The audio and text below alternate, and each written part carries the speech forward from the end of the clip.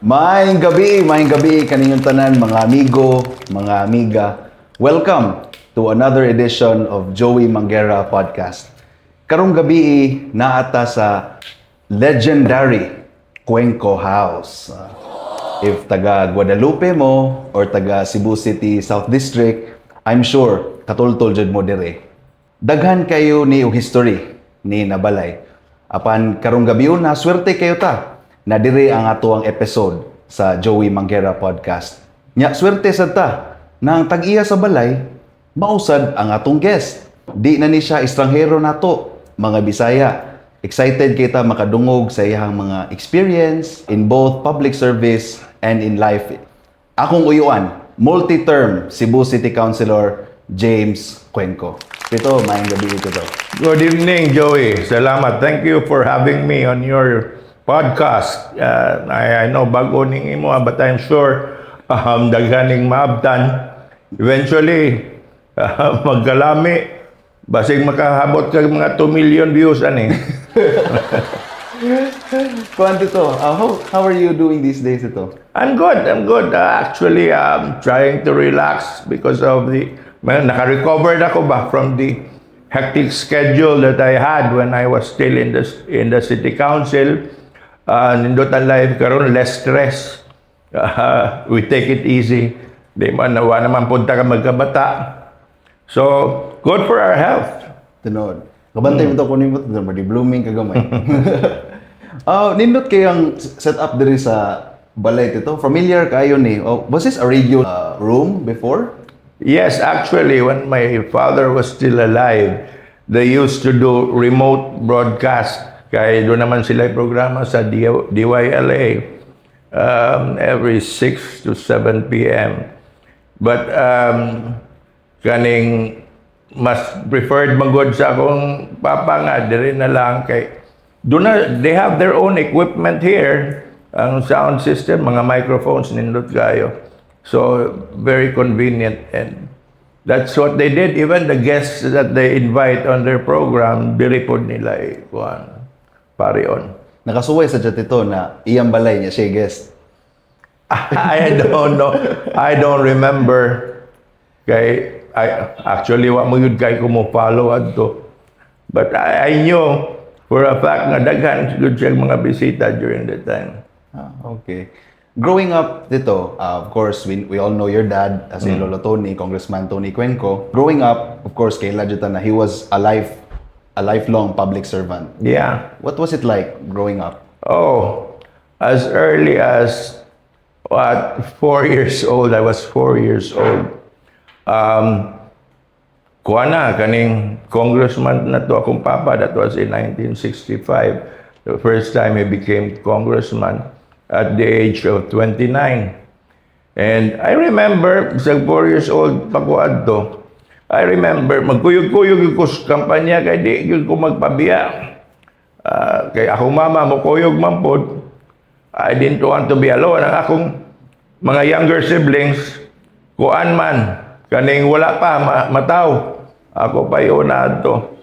And later on, as it went on, ang iyang career in politics, somehow, akong na-realize nga, di yun ko ganahan ng sudong politika kay mawa na ang atong attention sa pamilya. Mabiyaan na lang mi.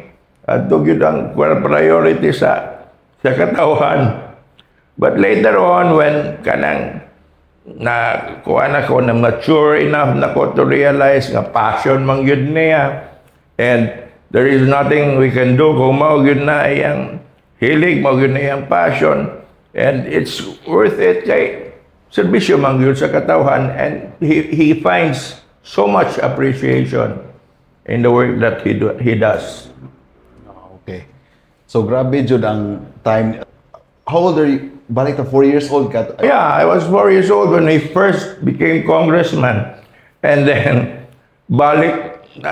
nakahinumdum pa ko adto gani, during the campaign, gitudluan ko nilang kanta. So I was still actually murag baby. I was 3 years old. Anong gitudluan sa galato kanta dito? Kanang jingle ba? Jingle. botohan ta si Tony Cuenco sa pagka-diputado. Ano na itong kuhan? Kinundong kay kuhan to. Dito misa, ang distrito sa akong papa sa una was the old 5th district nga lakip sa katubig, tumoy yun sa Cebu, Mualboal, Badyan, Hinatilan, kaning apil pa tong Uslob, Santander. Layo kayo. And maybe every other night, I remember, biyahe mi, pati pa kay kalsada to. But, di magiging ko pagpabilin sa balay. So at the young age ito, very exposed na kayo ka sa public service. Yeah, more or less, yeah, may exposure. So, even during that time, katong mga leaders at itong mga panahon na still remember me. But of course, this time around, at this time, wala na, nangamatay na to sila. Okay, Tito. So, Hinatilan. So, diri sa south. South yun. South of Cebu. South of Cebu. Bolhoon.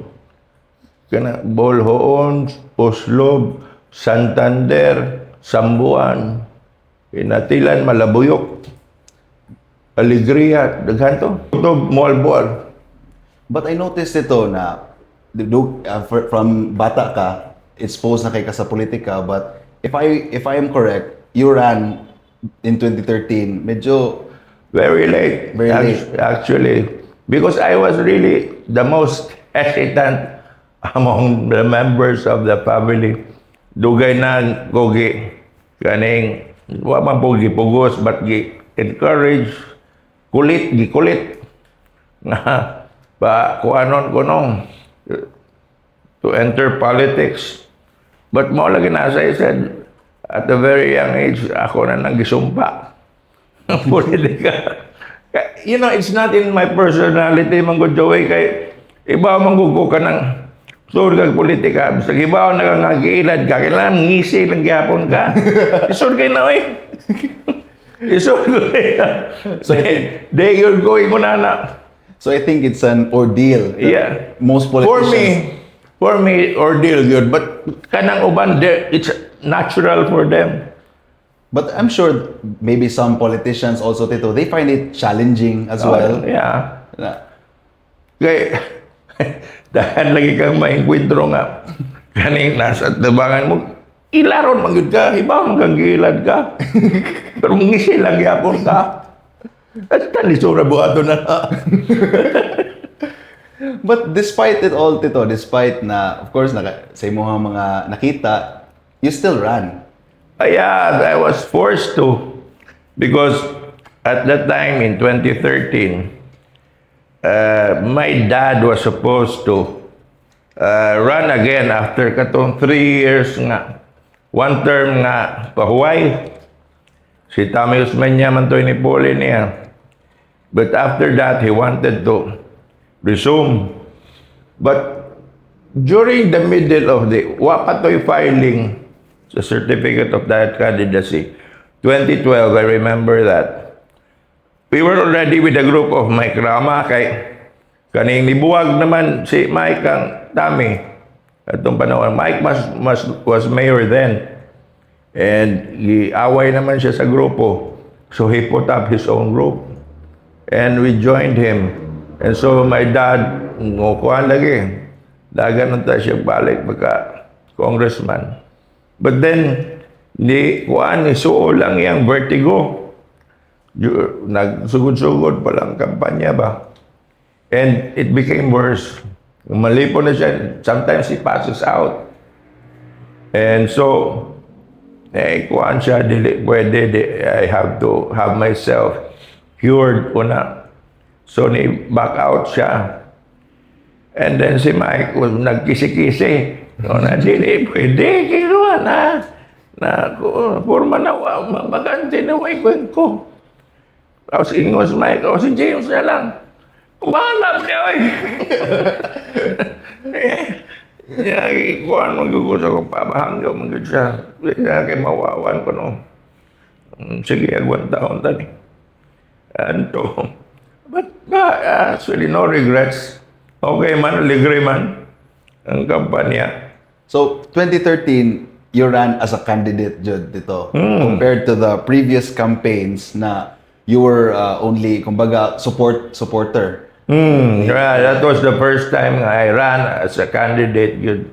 So, what's the difference dito between running na supporter lang ka o kana ikaw Jud ang kandidato mismo? Like, is it any different? Well, ang kanang support, Manggod, my role there was sa logistics. Dito sa war room, mga strategy ba. But this time around, ako na ang kandidato, di na ko mo strategize. I have to focus on unsa ang schedule. Mura na ko robot adto. Ingnan lang ko kung unsay buhaton. Ana. And so, that was my first time kaning na-initiate ko sa actual campaign nga magsuok-suok sa mga gagmay kayong mga lugar na apay sa unsa ni sa wall na apay kato mga adik dito napitagi bahiran pag hugaw. But anyway, gagawanta ta na. Yang problema ato dako kay kugtian po ato. So gamay kayo, lisod kay kagi. Pero okay ra, aligre man. Aligre itong kampanya. Kuwante to, of course, first time ni active ka sa campaign, maybe around in the 70s or 80s, during the time when you were still a supporter of your dad. Yeah, actually, we started katong after the assassination of Ninoy Aquino in 1983. So, that was your first campaign na active ka dito? Na, Yeah, I was active then. That was the first. Because I just graduated from college at the time. And I was also emotionally attached then because all of us were really getting hurt by the passing assassination ni Ninoy Aquino. As a matter of fact, before si Ninoy died, before that fateful day, mga 3 months before that, my dad and I traveled to Boston. Bisita yun na mo si Ninoy dito. And they had a very long conversation. And even on the day, 2 days before ni uli to si Ninoy, nagpadapa siya suwat sa akong papa about the preparations and everything. So, akong papa at that time, pag sa assassination, yun siya sa airport. Sa Ninoy Aquino International Airport, sa tube, gahuat. So, kami tanan focus.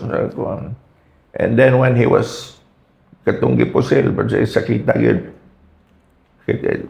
So, that was the rallying point. We had a lot of rallies here and kaning protest marches. so dito na ka na-active. Dito na ko na-active. So, campaigns back in the 80s compared to the time when you first ran in 2013, kung sa diferensya dito? Like, Dako diferensya actually because at that time in the 80s, we were fighting for a cause na may kausa against the dictatorship. Ang difference was in 2013, it was the usual thing na naman good ang establishment sa city. It's a local thing. Katong in the 1980s, national man to. National man ang mga issues. And after that, during the EDSA revolution, si Cory Aquino took over na dinhipaganito talaga to dito sila sa Carmelite na kung mama may nikuan to.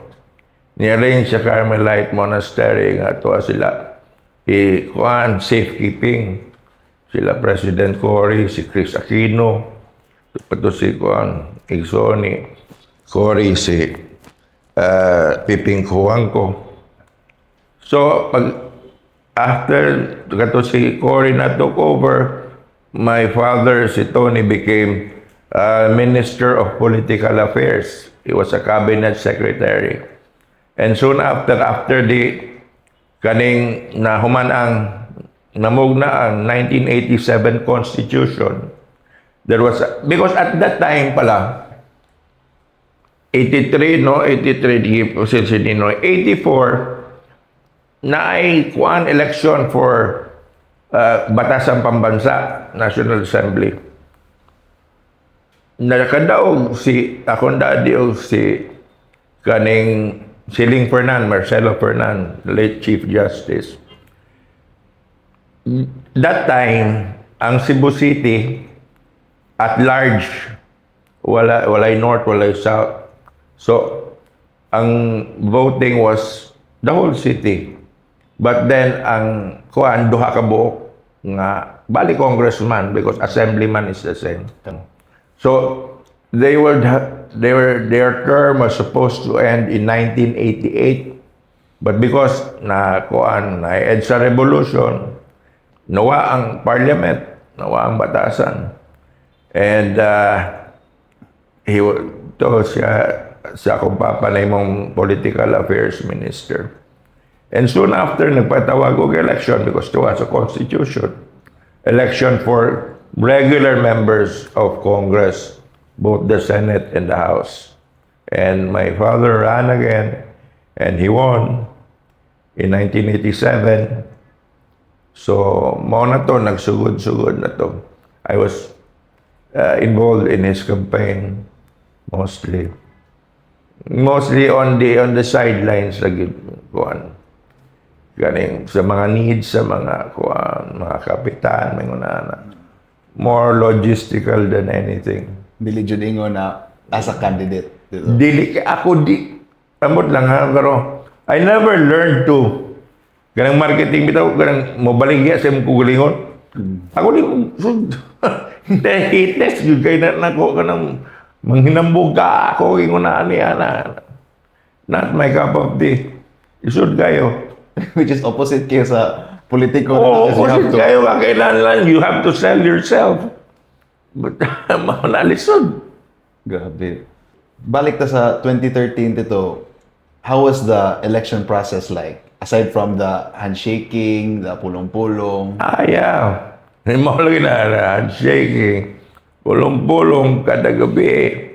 Tapos, ang nakapayat pa ito kay magpulong-pulong na ay kuan.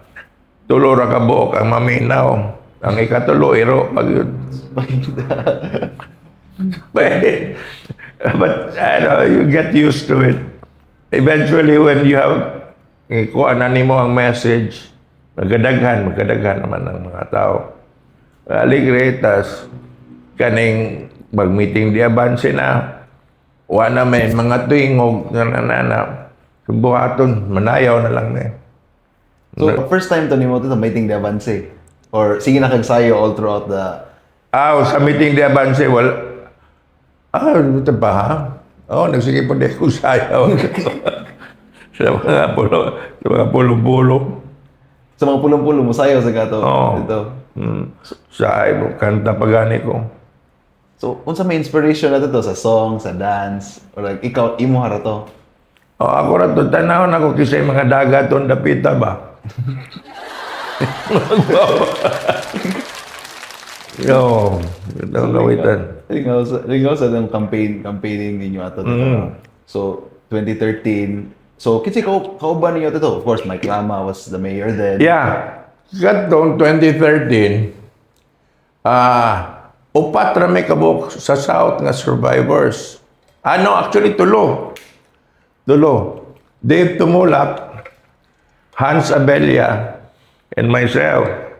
Sa North District, ang nakalusot si Mary Ann de Los Santos. One team yung mga kauban. Under Team Rama. Eventually, naglabang na sila.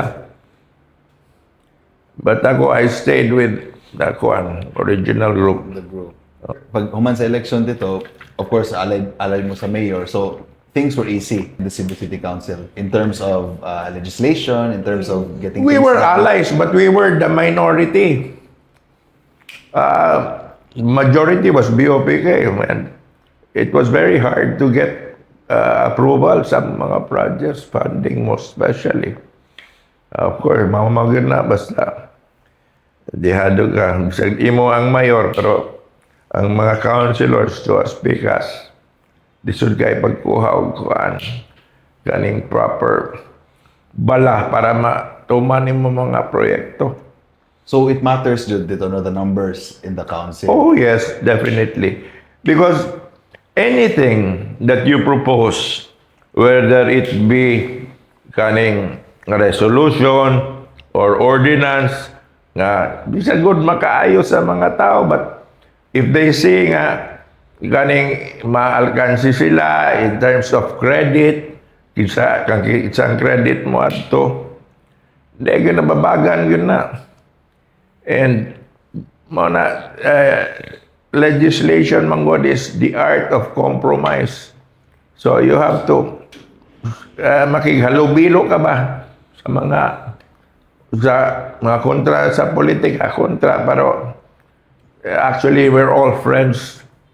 So it's just the kuan lang, political affiliation that makes us kuan ganing strangers sometimes. Munang words ito na, kaatbang, dili kontra. Oh, katbang. Doon. So, magtuo mo gud ang general public na if you are a councilor and you win, even if minority mo, as long as the mayor won, things are easy in terms of getting things done. So, apparently, that's not the case there. It's not the case because there were so many things that we wanted to provide for our constituents, but dili gid makuan mupasar because of the numbers. Numbers really matter. Mike, when he was mayor then, tried to court the people on the other side. And dunay time nga ni succeed baya siya. Nakuha niya si Jerry Carrillo, for example. He was with BOPK. Si kaning Noel Wenceslao and si Richie Osmeña. They were all from BOPK. But ni Kuandre. That's why katong resolution to sell land dito sa SRP, kaya sa SM Consortium, SM, Ayala, and PhilInvest, it passed because di man gyud untas to sila ang BOPK because they wanted nga if katong mga kuan yuta nga baligya dapat sila ang ila ang mayor. So which means si Tami Osmeña magbuot. But since si Mike Rama ang magkuha, ibabagan. But somehow kuha na mo ang support sa BICAS. Usara to ang kuan ni swing vote si Bob Cabarobias. Crucial kayo. Crucial kayo. At that time, itong kuanan, nibutan si Bob with us. But the next day, iyang gipawi. Nakuhaan dito speaker. Pwede din na ito na i-change din mo. Nakuhaan naman, na-approve naman. But ilang gikuhaan para ang uban mo di na. So just that one resolution, pagbaligya, timing. Crucial din. Oo. So, maging dyan ta na at the end of the day, when you are in a legislative body, I remember we had this conversation before, Tito, na you told me na in any legislative body, numbers really do matter. Yes. Yes, okay. So, despite the challenges ito, numbers, usahay madihado mo, usahay labaw mo, were you still able to pass legislation that you can still remember to this day during that first term, 2013? Oh yeah. Doon na tayo mga napasa nga mga legislation which is non-controversial ba? Kana, buwan na problema. Like for example, bugna ko nga to create the Cebuano Cinema Board para kadang mga talents na to ba diri sa Cebu kanang Bisaya nga pinulungan both in theater, in TV and in movies, matagaan sila og training, exposure, funding by the city government. Those are very minor and kaning. But ako yung gusto yun unta at that time, nagkuhan ako, propose ko, nga kaning maghatag tag serbisyo sa mga kabos kanang free cremation because ang kuan mo gud adto dako kay bayad sa kuan pagpalubong ba, although maghatag ang city og assistance but dili man gud kaning one time ra man gud. Ang problema na kanang katang namatyan lungon nya paghuman kanang haya kanya paghuman inikakuan pa dito sa sementeryo.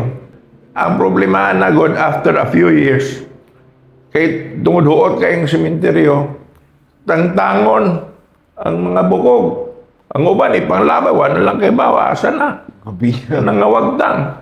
So and more expensive man god ang kuan kaning pag-imbalsamar o mga kuan. The traditional Oh. burial.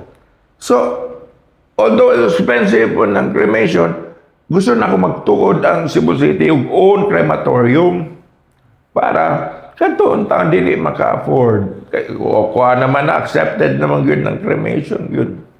Ito mga kabos nga, dili ka-afford.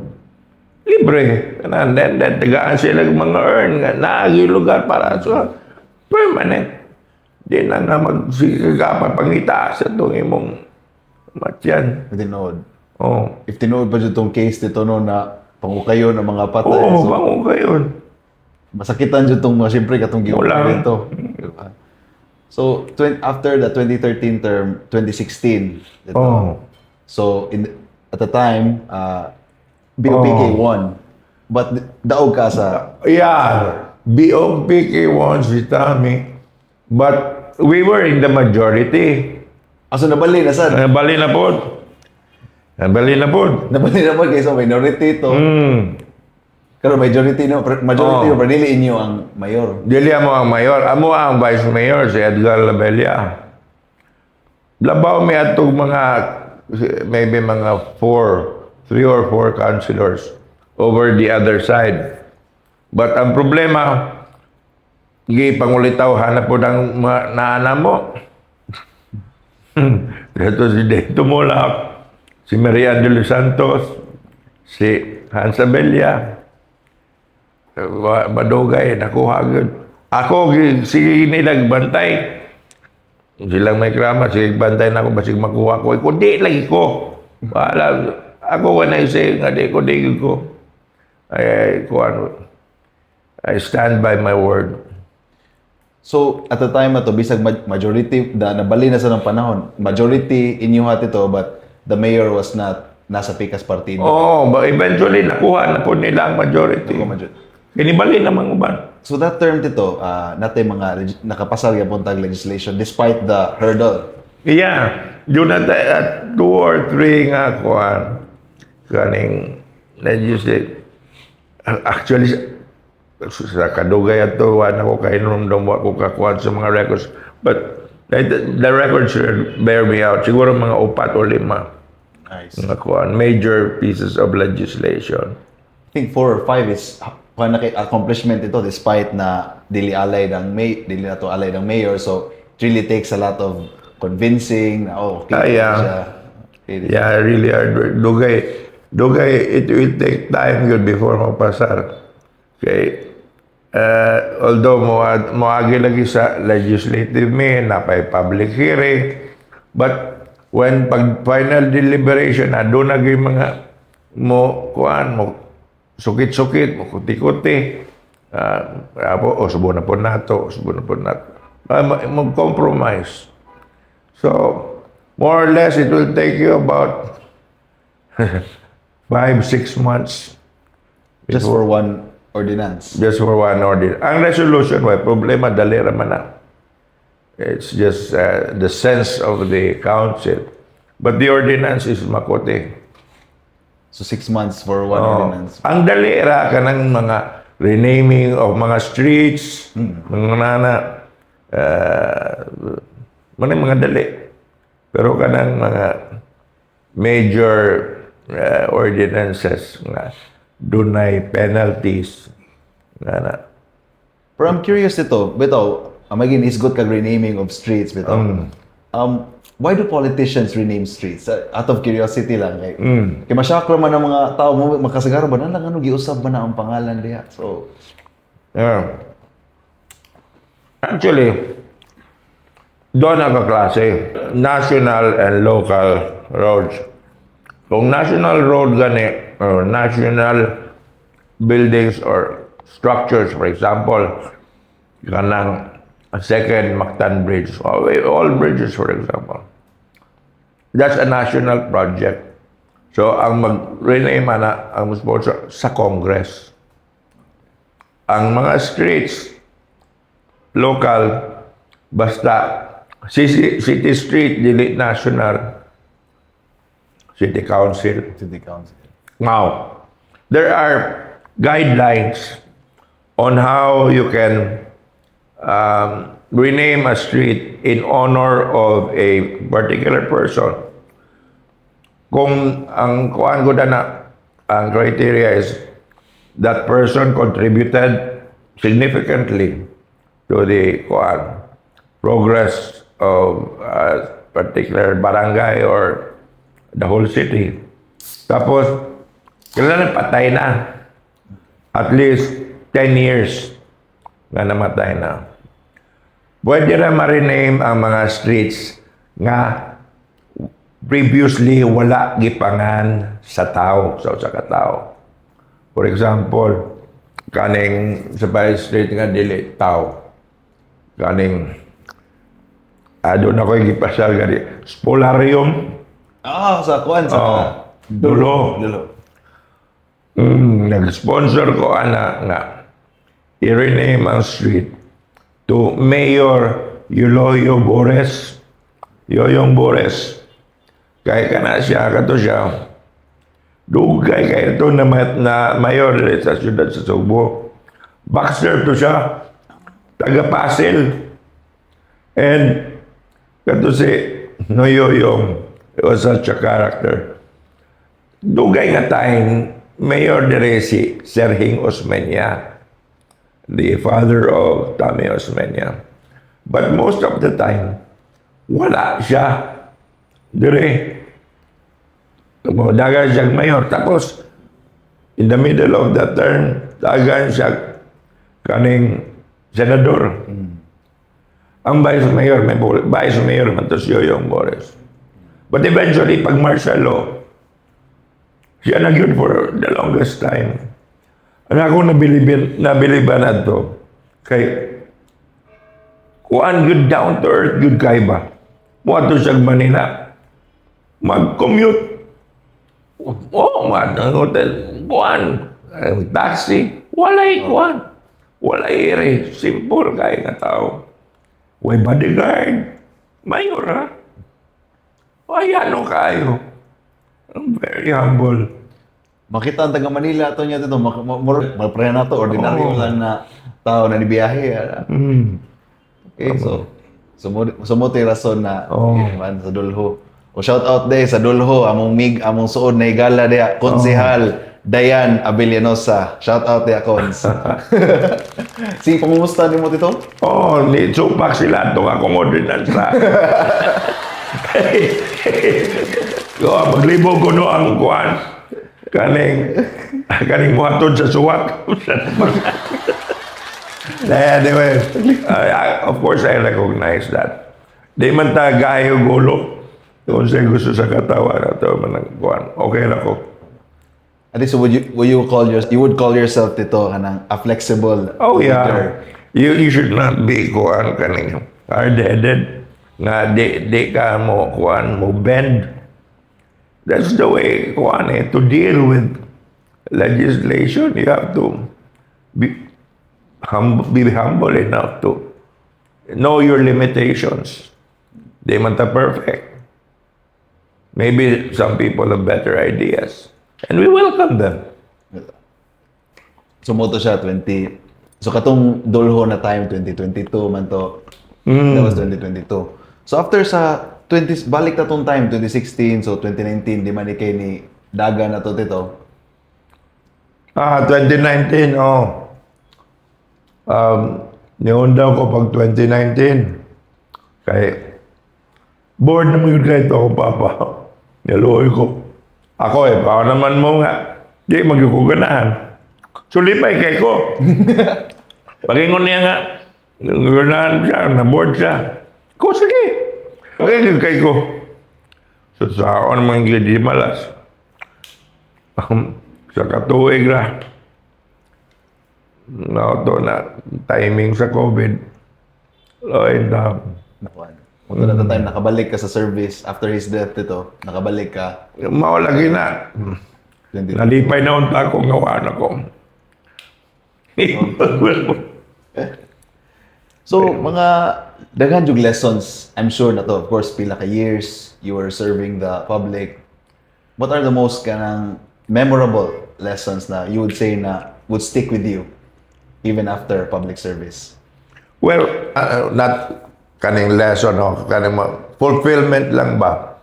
Kaning, when you see people nga, kaning who come to you, not for personal nga kuan kay panginanglan, but community ba nga kaning doon na sila dako nga problema para pananglitan ka ng dili maagian ang ilang kuan, ang ilang lugar, ilang sityo kay gi doon ay kural nga gitukod ang sa katagiya.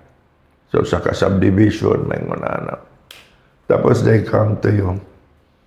And you can, kuan ba, maka-empathize ka sa ilang mga problema kay wag yun din tayo kaagihan na lain niya pagkaman sa simbako doon ay mga emergency ngunana asa naman niya ipaagi doon ay na mga namatay asa man ipaagi ang kuan nga ang makaagi bisikleta raman. Tinuod. I mean, manabayan, of course, I really took time to kuan ba kaning find ways, solutions. Istorya ko sa mga tagiya. I was even willing to kaning katong sa right of way ko ako na ko'y mo bayad sa luna para makakuan, makaagi ba? Pila raman na easement. Gahi kayo mga kuan kay ang concern po dani mga dato lagi, security lagi ko no. But sa iyo naman na pag-solve ng security ba, but kanang pag-kuan, kanang pag-oppress anang mga masa nga kalisod yun din taon di na makuan that cannot be justified. And so managakuha kag fulfillment nga makita nimo sa ilang mga expressions in mga mata ilang pasalamat nimo sa imong effort na nabuhat nila. But actually when you think about it, ang role man gud unta gyud dapat sa usa ka councilor because what we do is legislation. Ang alahi man gud ang expectation nga outside of the legislation kailangan pagkaog mohimo kanang direct community service ba. That is supposed to be the role of the executive. Kaya may mo implement sa mga kuan. Ang sa council manggod kaning policy making naman ang atua. We come up with policies so that the funds, the wealth of the city can better be distributed, mas daghan ang makinabang, mas daghan ang mabulahan. And most especially kailangan dagdagan kay nga mga infrastructure projects ganing ato mga kadalanan mga gagmay na kaayo di na maagian. We need modern mass transport systems. Mga anak. There are a lot that needs to be done. And sometimes maka-frustrate. Kaya siguro saan lain po ng mga priorities sa uban ba? Most bitaw. Mag-conflict. So, sila mo decide kung sa'yo na ako. Yep. Pero in fairness nimo tito sa time nimo bisag asa ko naka-active man jud sa jugo nimo pag 2025. Ang kasagaran madunggan jud nako na imong uyuan si James Cuenco. Maduulan jud na siya, mutabang jud na siya na which is indot na even outside kay based on your description, outside na sa Call of Duty unta sa legislation. But bisag asa ko tito moingon jud na maduulan jud si kuan na si Cons. You know, Which is- kuhan man good. I mean, when people treat you kindly, natural, I mean, wagay problema. Wagay, I mean, it comes at natural but yun ba? Di man ka mga ingon na, sa mukha niya na. Kuhan man. Mura pang pasalamat ka sa Ginoo, sa mga grasya nga gihatag sa imuha. So, the least you can do is do something for your fellow men. Ano naman ang kinabuhi, bawas-bawas sa mantani. We just need mo jud na siya kuan nato. Unya karon tito sa nisgot makag mod BRT. Yeah. Mo siguro gitarget ko ato last election because I've been very vocal in my opposition ng BRT. You know,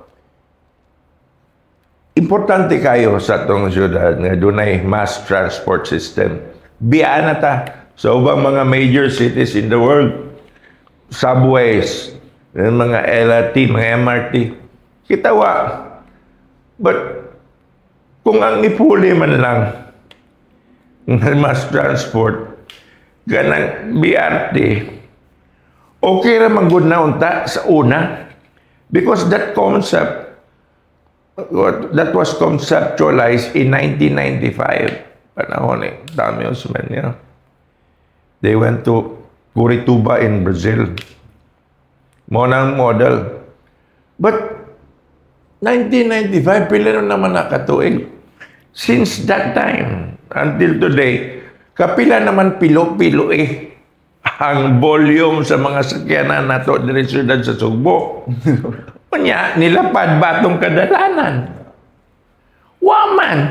Waman po sila'y widening. Maura man gihapon ang agian. Kung sa may ma-expect ni mo, sa mo, di makalihok. Traffic. Ang akong concern na ingon sila nga spoiled brat ko ko kay kontra ko ng mass transport kaya mass transport para sa mga pobre. Ako doon na isakyanan. Spoiled brat. Kung that's not the point, ako mo sakay man kung mass transport. Na ako sa laing nasod. Ang importante na convenient siya. Dili ka nang tanawa na lang BRT karon, sa middle of the road. Inikagawa sa mga pasahero asa man na. Mula bang? Isi kaside. O niya, kanang mga PWD, mga senior, wala bangon mo. O niya, ang ruta, gikan sa, package 1, gikan sa Cebu Bus Terminal, South Bus Terminal, Yakuto Gross Capitolio. Saan mo sa kaya na? Kung gikakag Bulacau, muadto kita hay kag Kulon. So, hindi ka pwede mo sakay ng BRT. Pwede ka mo sakay BRT, sakay ka gikakag Bulacau, manaog ka sa ganing LTO. Niya sakay kag BRT, hunok na po ka din sa Piderosario. Diya sa normal. Daghan kag hunungan. Kung gikan ka dito sa south, muadto kag north, madanlitan adto kag Ayala. Manaog ka sa Capitol. Musakay ka doon sa ganing South Bus. naog kas Kapitolyo. O karon kutob ramas Puente Osmeña. Usa kay na pagkaglain. Nakuha ka lamang ka magsig. Sa practicality ana. Nya wa pa kay ba pilipliti. Nya bawo mo daghan naman gong model ngayon ana. Di ang BRT diri sa tuwa daghang BRT sa ubang nasod. Sa in India, in Hanoi, in Vietnam, in 5 other cities, I forgot now. Puros kutobra sa kasimana, pagkahuman, undang. So, wala. Fair. Because, ingon ana ilang kalsada, ang ubang na successful, lapad man tayo. Dili magsilbi ng kuan. So there are actually na failed na BRT Yes. all over the world. Plenty. What kibaw? Ako personally mo kibaw ana. I gave data. I had 3 privileged speeches.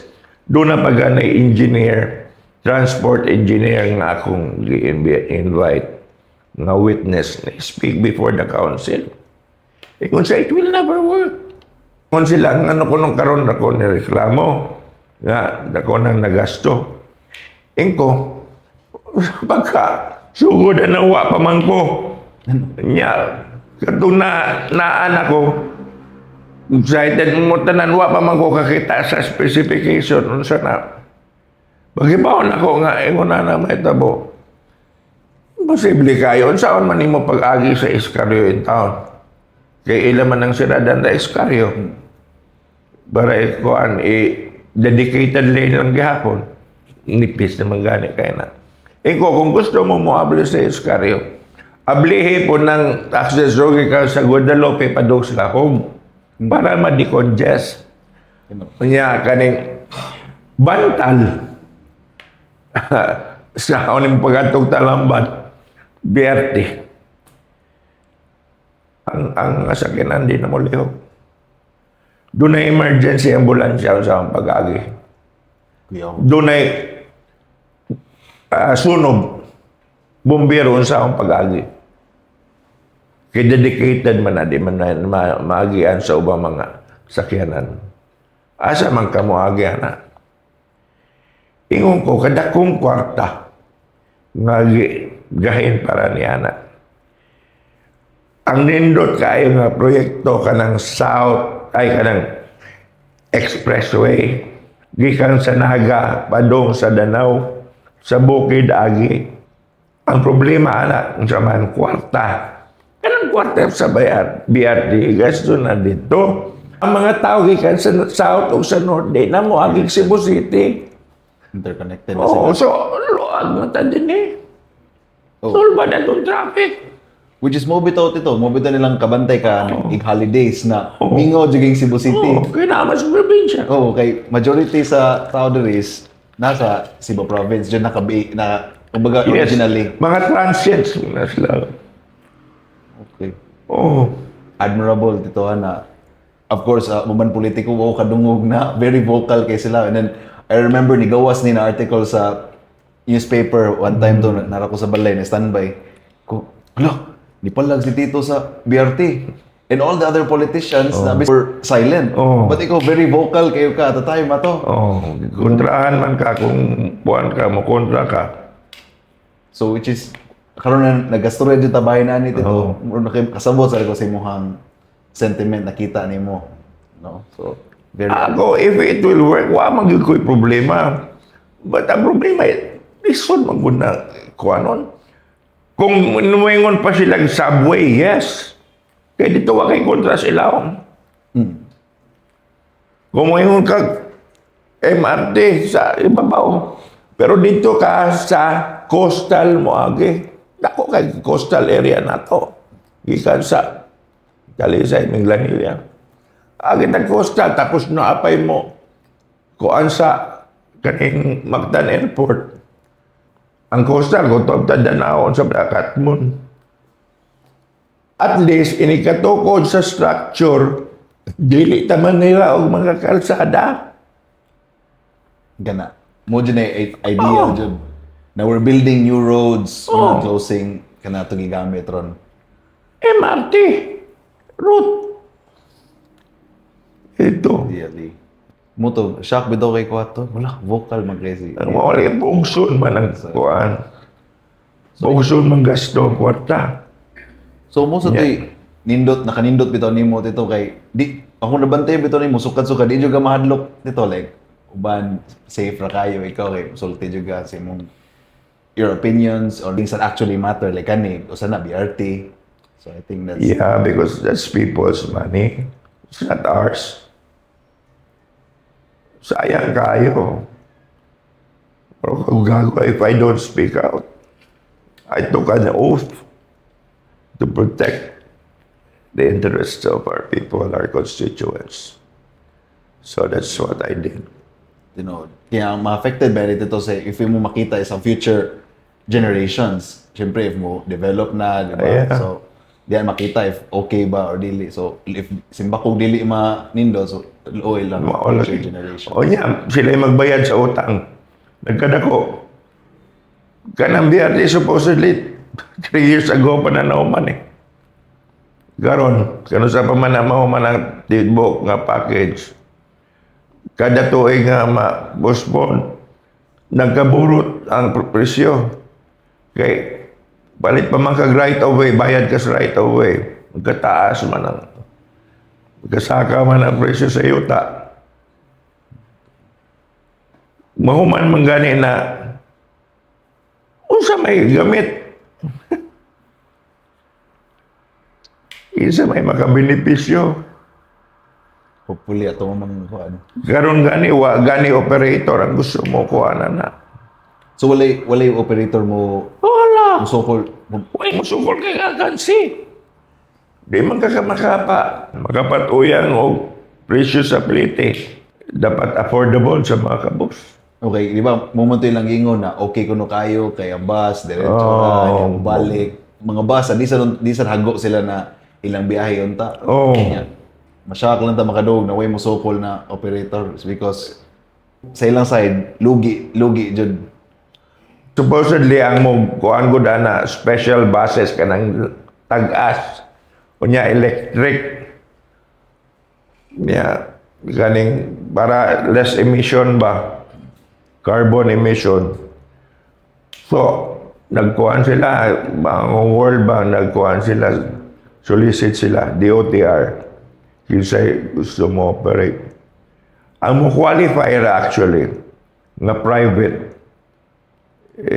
operator is ang Ceres.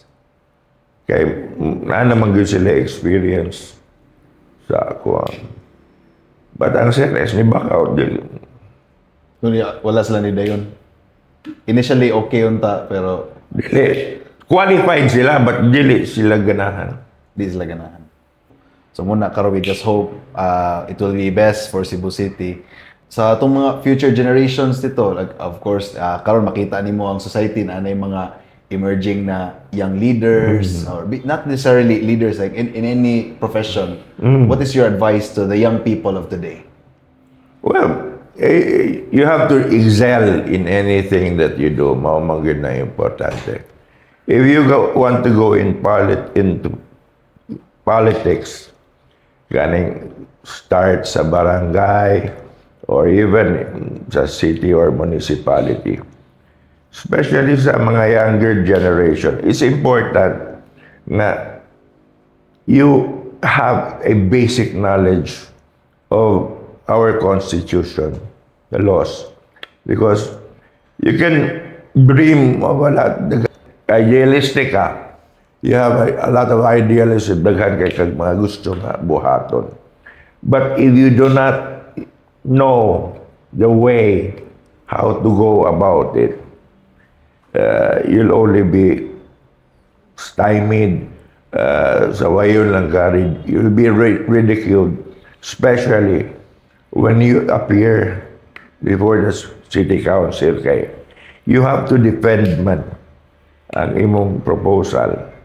And when you come up with a proposal, it has to be why dili unconstitutional, why conflict sa ubang mga balaod, why conflict sa mga existing mga ordinances. Or if doon na gani conflict, mukuan ka, kailangan mo na ka ipa-repeal ang existing ordinance so that your ordinance can be. So it's really gaining skills.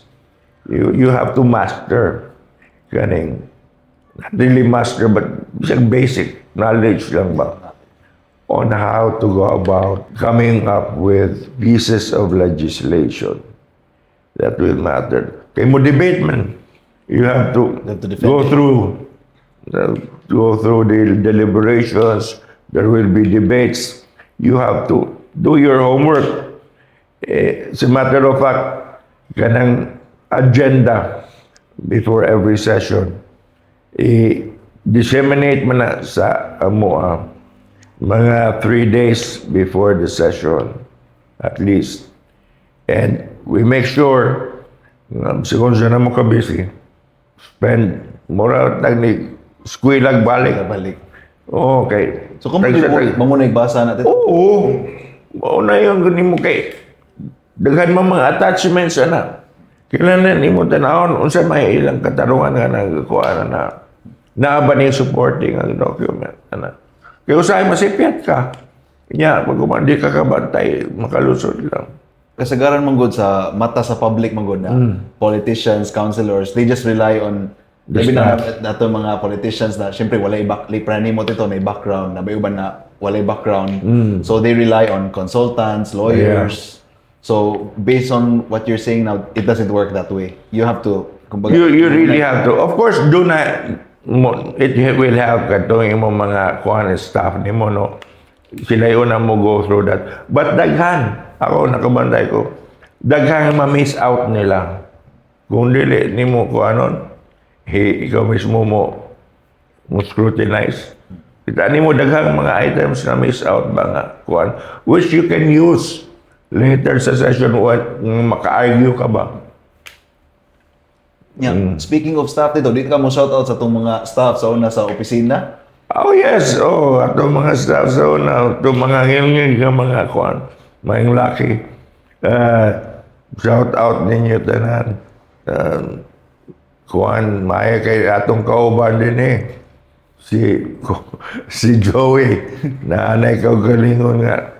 Vlog, sana ka mo po, masunod mo kung wala mo trabaho. Shout out Ma'am Michelle Oano, yung anak si Kyle, Attorney Dom, Dom and Dan Ong, Chris Nipes, yes. Chelsea. Chelsea. Si Noy Piping. Piping Tito, the legend. Noy Legend. Piping. And Jeff Cart. Okay, so so moto siya guys, nadungog na ninyo ang story ni Konsehal James Cuenco. It is a story of legacy and service. Daghang salamat and good night everybody. Alright.